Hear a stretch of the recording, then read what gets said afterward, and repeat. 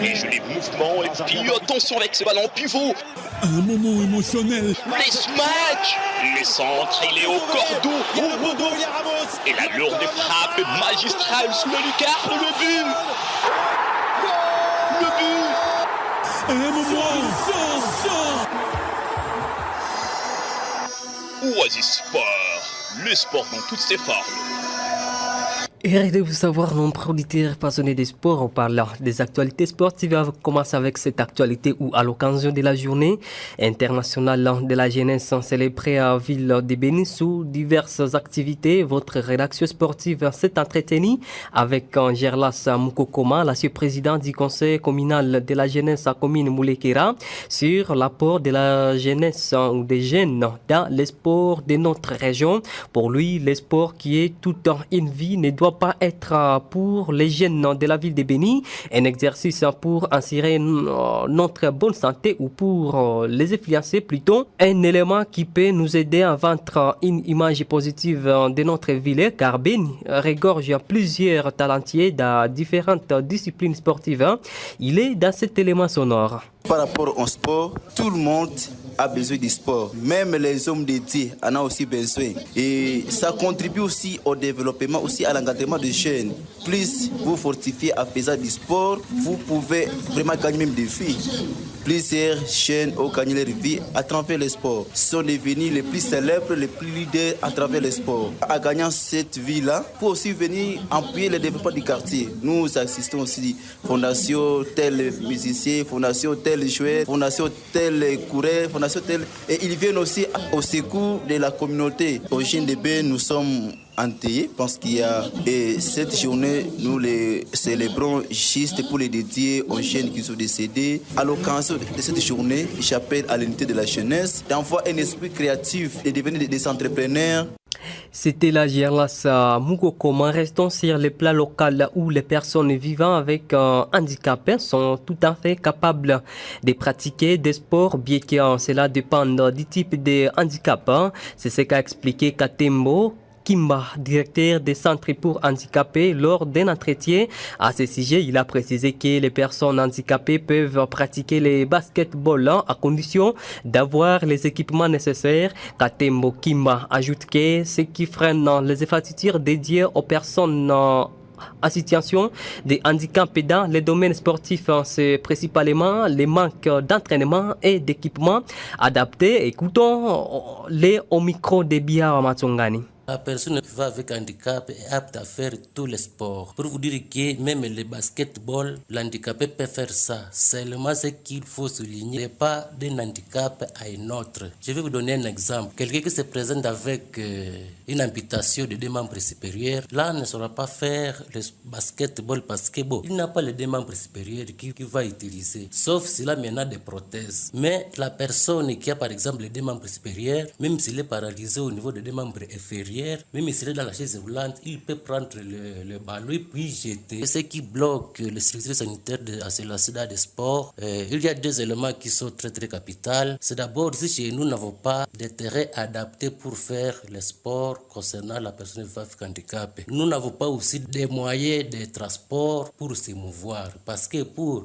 faire les sports, il faut que la personne avec handicap se meut. Parce qu'il faut qu'il y ait aussi des chaises roulantes, des terrains qui sont adaptés à lui pour bien pratiquer le basketball. Alors ce qui nous bloque, c'est ça. Donc nous devons aussi valoriser la personne vivant avec handicap dans les activités sportives.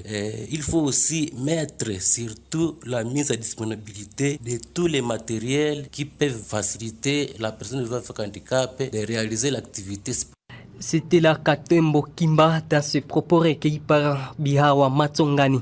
Football au niveau des Boulongo, bâti le dimanche 11 août par les Mutuka Mounene 2 contre 0. Les Colomboka de l'Union sportive Sokozaki ont été réussis ce lundi 12 août par les FC Tui d'Enzenga. C'était au stade de Tata Baïtura dans un cadre de préparation de la nouvelle saison. Durant cette explication disputée devant un bon nombre de supporters, l'Union sportive Sokozaki débutait Butembo n'est pas parvenu à faire mieux face aux locaux pour tomber petitement 0-1, mené à la première période malgré la présence des Koro, Agé, Boba, Abouba et les autres. Les Bibolais ont beaucoup pêché dans la finition pour louper l'opportunité de négocier un nil paritaire. Précisons que c'est une première défaite pour Sokozaki qui jouera dans cette partie du territoire de Beni 4 matchs jusqu'au vendredi. Sur le plan national, incroyable mais vrai, le stade omnisport des Martyrs de Kinshasa est en train d'être spolié en vie et si de toutes les autorités du pays. Cette révélation a été faite par le ministre des Sports et Loisirs Didier Dibundu à travers une vidéo devenue virale sur les réseaux sociaux lancée apercevoir les patrons du sport accompagnés par l'administrateur gérant de ces complexes d'Ado et Temba, Grondé, un ingénieur qui serait sur le site pour la construction d'une station de service pour la vente de carburant.